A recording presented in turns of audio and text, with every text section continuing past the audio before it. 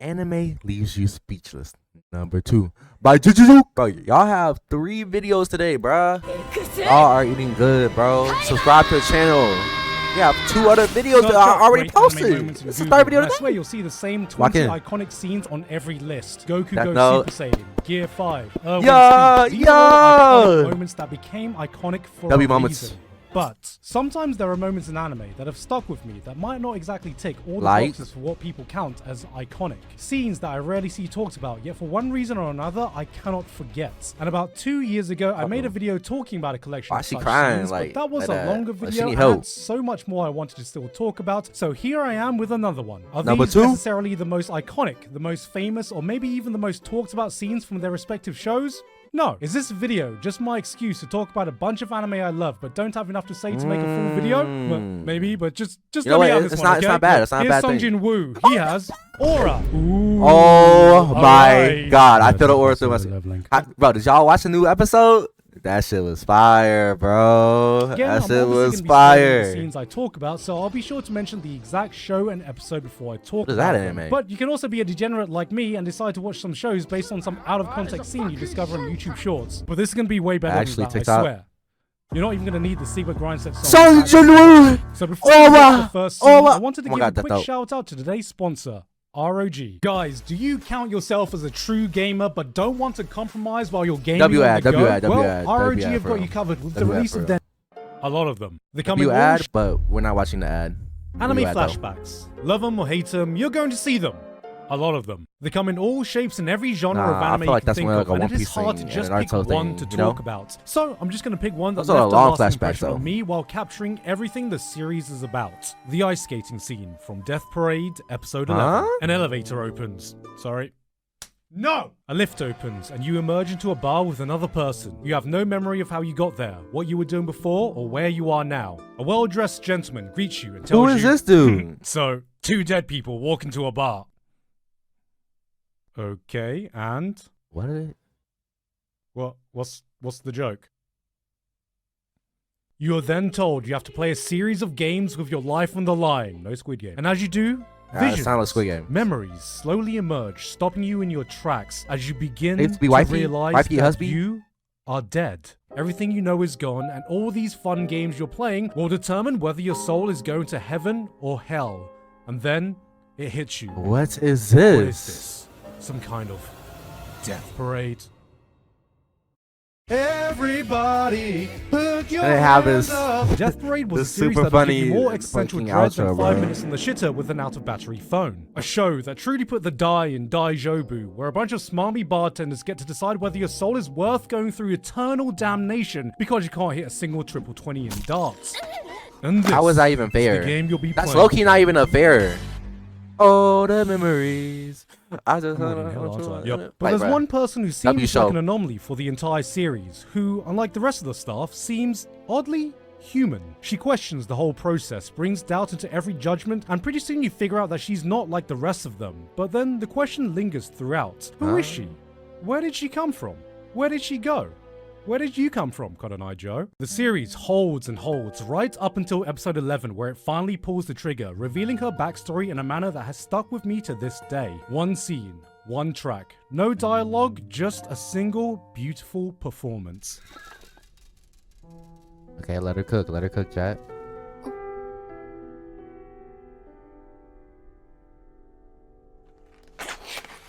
The song starts and you think, my personal favorite genre of music. Emotional damage. Through this ice skating scene, we are told everything we would ever need to know. A story of a simple girl who fell in love with a sport, intertwined with a simply spellbinding performance. It's just beautiful. I think what I love about the scene is the symphony of conflicting emotions that come with it. The happiness, the melancholy, the fulfilling sense of emptiness, all working in tandem with this hauntingly beautiful track. Through 5 minutes, this one scene captures what 10 episodes of Death Parade had done previously without uttering a single word. And as you get more and more absorbed with her performance, you can't help but fight this feeling of dread.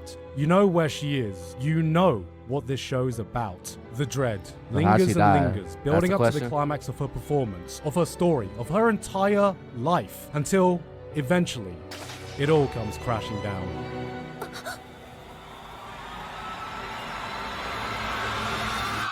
Oh. Oh. Damn. I'm not gonna say what happened, but I'm pretty sure I know what happened just off of that memory. Gonna split the age demographic of this video. Our childhood years are some of the most formative years of our lives, and there have been moments in anime that have formed a collective. Pause! Why you show that? Watching Why you show that, bro? Naruto still goated. Sasuke still goated. Don't do that to them. The excitement seeing Yugi using Exodia against Kaiba, but the one scene that brings that wave of nostalgia while still fully holding up no matter how much older I get is Omnimon's transformation from Digimon the movie. How do I even set the stage for this? The year is 2000. Okay. Y'all remember the good old days? People are freaking out over why I'm a 2006 kid, so you know what I'm saying? Watching this right now have not even been born yet. Jesus okay, bro. The mainline TV series is over, the world has been saved, and our protagonist's journey have come to an end. But then, out of nowhere, comes a sequel movie directed by Mamoru Hosoda, who would go on to become one of the most critically acclaimed directors anime has ever seen. Yeah, can you say that, Pokemon kid? I don't know why I'm still trying to fight this fight. We had no hope in hell. Get over it. Okay. This he's picking on Pokemon kid. Y'all gonna let him do that to you? For any kid to truly appreciate. And looking back, I swear it's the most millennial coded shit anime has ever seen. Hey now, you're an all-star. Get your game on. Damn. This is a real scene in the movie. I am not joking. Ain't no way. So here, why he look like super evil villain? I ain't gonna let that joke. Most of the OG team is busy, save for these four, and also Sora, but she didn't want to contribute. Because being useful would be out of character for her. Damn, like Sasuke, Enter huh? Dio I mean, not Sasuke, Sakura, my Digimon bad. computer virus hybrid. Since McAfeemon and Nortonmon weren't installed and people didn't know any better than to open files in an email from a Nigerian prince, Dioboromon starts fucking everyone up. And I mean everyone. Nothing with an internet connection is safe. The phones are dead. He's launched on nukes and nobody can seemingly stop him. He destroys the two heroes' most powerful Digimon, leaving them closer to death than you'd ever seen as a kid. And to add insult to injury, he's made over 1 million copies of himself when our heroes could barely manage to make it out alive when there was just one of him. My brain could not comprehend how they were going to get out of this situation. There was no hope. There were no more options. Trying to save the world and that's from an internet when this happens.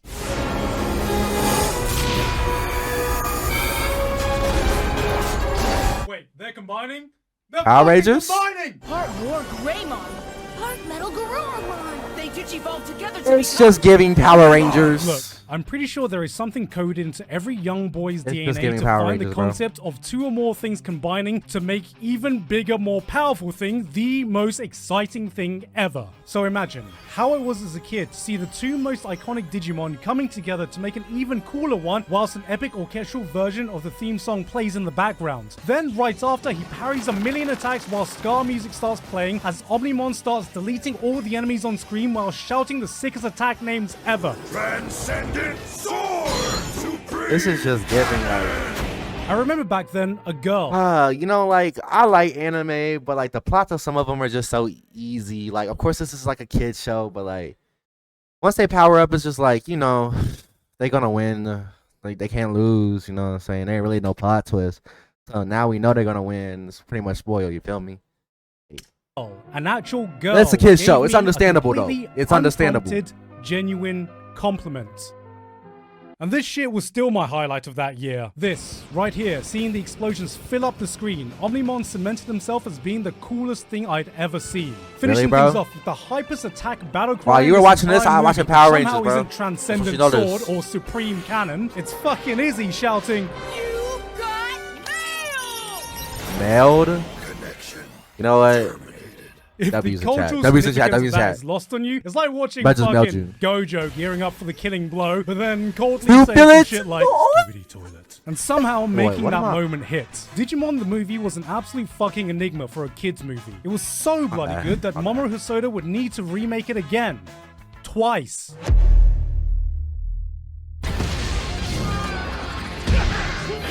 Oh, chat. Are we here? Oh my god! Can we just talk about this anime, bro? This anime literally brought me back to life, bro. Like, bro. Fearing, bro? Come on, that anime is so fucking fire! I need it! Bro, I need it. When is season 2 popping out, bro? When we think anime action scenes, 90% of the time we think fights, hand-to-hand combat, Yes, sir. Yes, sword sir. fighting, ridiculous anime superpowers where they give a fighter some, I don't know, corrosive breast milk they fire using hair shaped like hands to squeeze down on their chest. That's a real power. Hey, yo, chat. And yet the average Baki fan would call that normal. In terms of anime fights, there are too many examples to count of moments that have taken my breath away. But what we don't see too often in anime is getting down and dirty with some more gritty action. I'm talking John Wick, Die Hard, John Wick! And in that vein, no singular moment of action has sold me faster on a show than the Apache helicopter standoff from Black Lagoon. Oh, I know this one. Black Lagoon is I do know this one. Too many people talk about nowadays. Yeah, bro, this is very underrated. Now as old to modern day anime coming out today as the original Dragon Ball is to when Black Lagoon first started airing. This was the no bullshit this action anime show is following actually the lives fire, of bro. pirates living in a place where the average resident wakes up to a city in tatters, having to spend every single day fighting for their lives. Is so bad, bro. Ah, fucking fuck. I think I know a bloke who lived there once. Birmingham! If you like John Wick, well, imagine a world where there are dozens of them, except they are all crazy hot anime girls with enough screws loose to assemble a fucking IKEA dining table. Pretty much. Absolute crack to my teenage brain. I'm pretty sure this show single-handedly ruined my taste in women before my prefrontal cortex had fully developed. Nah, it doesn't for me. It only makes them better. Correct. Pushing your sense of disbelief to its limits with enough explosions to finish off a Michael Bay Goonie session. If The Rule of Cool was a series, this was it. And it only took 2 episodes for one scene to let you know exactly what kind of ride you were about to get on. Let me set the scene. It's episode 2. Our crew is on the run from a bloody attack helicopter and they are pinned down inside of a mangrove. It's a dead end. They've got nowhere else to run. Armed with a simple ship with no anti-air capabilities and the prospect of having to go face to face with a helicopter with enough firepower to become part of NATO, things are looking dicey. That is, until the newest crew member comes up with a suggestion proving that somehow, in a city with mercenaries, gangster leaders, shotgun nuns, and all these girls are crazy, bro. All of them are crazy. No one is more insane. But that would make some, you know what I'm saying, make some bad it. And speed, that sunken ship we passed, I'm pretty sure we have everything we need. I say we this man clutched up, bro. Are you retarded? The boat sets off. He might be Commander Urban, but if he worked at an office job. They wouldn't, right? At this point, your posture changes from this to this. You're about to get fucked, baby! The anticipation continues to build. The adrenaline starts pumping as the boat honestly, the gets animation for this closer anime is not bad for hear, being like in the 2000s. No way this is happening. Nah, no way. Holy shit, they're doing it. They're actually fucking doing it. Is this really happening? And then... Kobe. I don't know how they did that, bro. Honestly, that was luck, bro. Okay. Type shit. That is how to sell me on a show. Yeah, I ain't gonna lie, bro. That is W animes right there, bro. If y'all haven't, go watch Black Lagoon. How do you introduce a villain? Well, anime has taught us that you have many options. Aura, dropping them in the moment you least expect it. Aura, having them solo an entire army This Aura. of Madara has Aura and that. Give them the most badass theme song you can think of. Aura. Oh, and how can I forget? Aura. Go to. But the one introduction I will never forget is Shogo Makishima's from Psycho Pass Episode 11. Alright, so technically this isn't the first time we see him, but this is the first time we get to see what he's all about, and this scene alone catapults him into the Hall of Fame of greatest anime villains by completely breaking the world of Psycho Pass. This series is all about the... That's a big accusation to make. Let's see what you're talking about. Sybil system, a supercomputer that is able to analyze people's psychological aptitude that determines every major decision a person can do, where they go to school, what jobs they can get, and that includes how likely someone is to commit a crime in the form of their crime coefficient, which the police can conveniently measure using their specialized guns. A low score indicates a healthy, law-abiding individual where the gun will be locked unable to shoot, while a high crime coefficient is what the average person feels when they forget they have a water bottle while walking past TSA. And depending on how high it is, this can unlock the gun from stun to lethal force. Interesting. The important thing to note is that things can happen that can spontaneously increase someone's crime coefficient, like going through a traumatic event or hitting the go live button on Kick. Enter Shogo Makishima, an infamous criminal that seems to be the binding link across every case we've seen in the series thus far. And most recently, he sent the police on a wild goose chase by kidnapping the best friend of our main protagonist, Akane. That is, until Akane catches up to him, leading to this standoff. Okay, pause. Okay. As soon as the scene started, Let me hear you you. knew something was about to go down. You got the stakes. A psycho mass murderer carrying a shotgun with the best friend of a righteous cop who had put her trust into the system she represents, who is also armed. Both within line of sight without being able to reach each other. This setup didn't have a Chekhov's gun. It was a full-on bloody firing squad. Because up till now, nothing had truly happened to Rattler-Kane, but this time felt different. You're not sure what, but something is going to go wrong. And as you watch the scene unfold, it induces so much squeaky bum tension. My farts would sound like Mariah Carey hitting her highest kettle notes. The first alarm bells start ringing when Akane points the Dominator at him and horrifyingly finds out that Makishima is normal. Even while actively committing crime, while torturing her friend, his mind is so twisted that he sees himself as doing nothing wrong. Are y'all getting it? Sybil agrees. She physically cannot take the shot. This is when Makishima offers her an out. He throws That's the problem with it, because psychopaths, what they doing is right type shit. They have nothing wrong with it. Shot. Ignore the system and make the choice to kill. Murder someone herself, and at this point I'm thinking, okay, so he's like gonna bait her into shooting. She accidentally kills her friend, leaving her with a guilty conscience, messing up her psychopath, and then... She busting at it. What'd she do?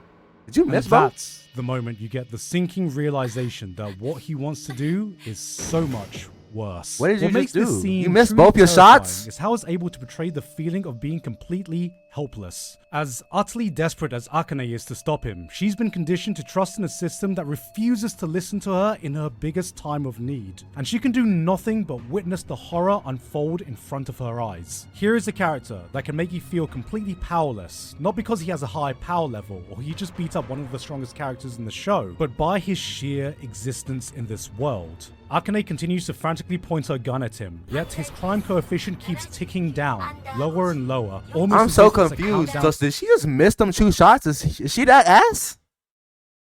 Boy, you need some help. She pleads with him. Her friend begs for her gave you life. 2 shots and there miss. is absolutely nothing they can do. Ending things off with one of the most chilling things you can hear in this universe. And the only thing left is for Makishima to leave his mark as one of the greatest anime villains to ever. I don't know about that. That's crazy. Oh my god. Oh my god. Oh my god. Chill. In short, Aura. She didn't even do nothing. Yo, L officer. Insane he missed plot, both her shots. Interesting he gave you 2 shots. You lost both of them. From the one thing that truly oh my god, you L, bro. There are moments in anime that leave an imprint on me. Y'all remember that show, man? The vibe was it's been immaculate. So long. A culmination of the aesthetics, the music, the mood, the atmosphere, all coming together to form an experience that sticks with you, even if you don't fully understand why. And no scene encapsulates this more perfectly than the motorbike scene from Terror in Resonance Episode 4. Shinichiro Watanabe is no stranger to vibes. Kids on the Slope has my favorite music performers of all time. Cowboy Bebop was iconic in just about every single aspect. Samurai Champloo helped popularize an entire genre of music that is still a part of pop culture today. If there was a CEO of vibes, this man would be it. And yet I still think the unique atmosphere he crafted in Terror in Resonance remains unmatched. This series, in my opinion, has the best soundtrack in anime.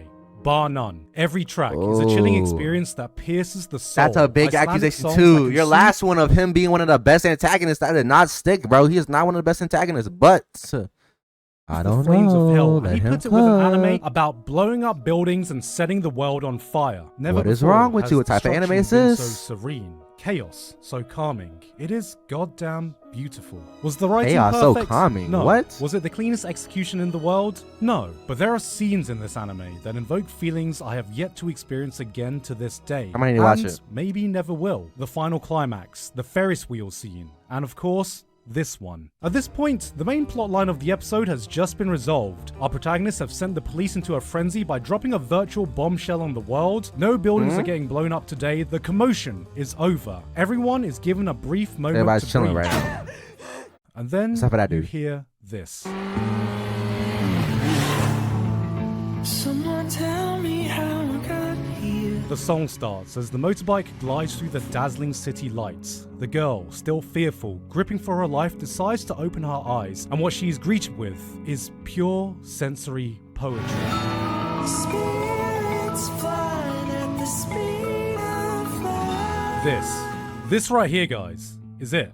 and I don't even know what it is. The fear, freedom, and beauty of life all captured within a single moment. I feel like she tilts her head and this shuts moment her would hit eyes, what I different would give to be if at I the watched the place she anime. is at for just a second. I think what makes this brief scene one of my favorite in anime is because it so perfectly encapsulates that moment. That moment you get sometimes in your life that feels so perfect, you wish you could capture it and make it last an eternity. When, for the first time in forever, everything feels like it's come together, the bullshit noise gets drowned out, every problem you think you have gets washed away, and for that brief period, everything seems to make sense. You have no fears, no worries. You are just in the best place you can possibly be at right now, and you know it. And right then and there, you think to yourself, fuck it. You know what? Everything's gonna be alright. Very interesting. If you enjoyed the reaction, subscribe. I check out a whole bunch of anime stuff on the channel, so hit that sub button. 2,000 subscribers on the way. I'll see y'all in the next video. Big deuces in the chat for the 3rd time today.